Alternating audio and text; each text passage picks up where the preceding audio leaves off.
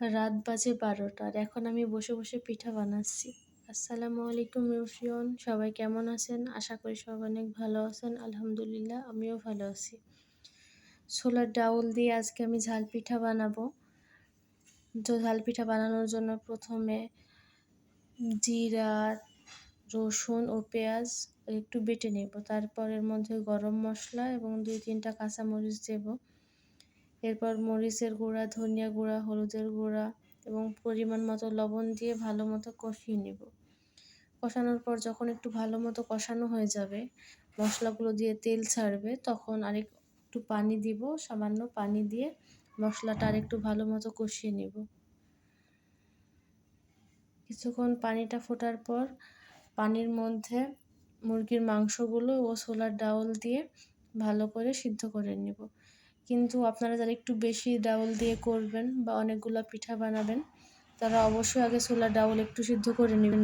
কারণ ছোলার ডাউল সিদ্ধ হতে একটু বেশি টাইম লাগে, যেটা মাংসের সাথে হতে গেলে একটু দেরি হবে এবং মাংসগুলো একটু দেখা যাচ্ছে অনেক বেশি গলে যাবে বা একটু বেশি নরম হয়ে যাবে। ছোলার ডাউলটা আগে একটু সিদ্ধ করে তারপরে মাংসের সাথে দিয়ে কষালে আরও বেশি ভালো হয়।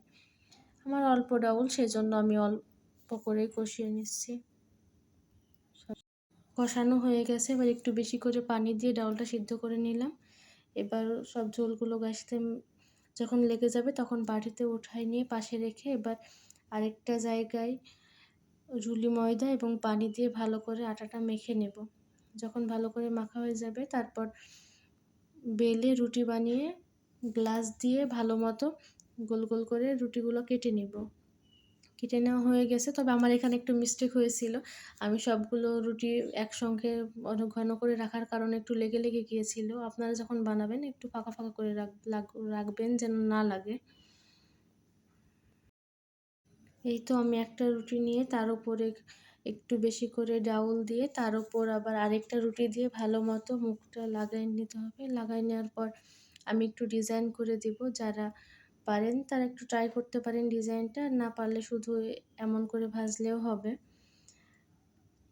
আবার পাশ থেকে আটা অল্প অল্প করে একটু টেনে নিয়ে এমনভাবে কুচাই দিলে কিন্তু অনেক সুন্দর একটা ডিজাইন হয়। এই তো আমার সব পিঠা বানানো রেডি। এবার হচ্ছে গরম ডুবো তেলে পিঠাগুলো ছেড়ে দেব, দিয়ে ভালো করে ভেজে নেব।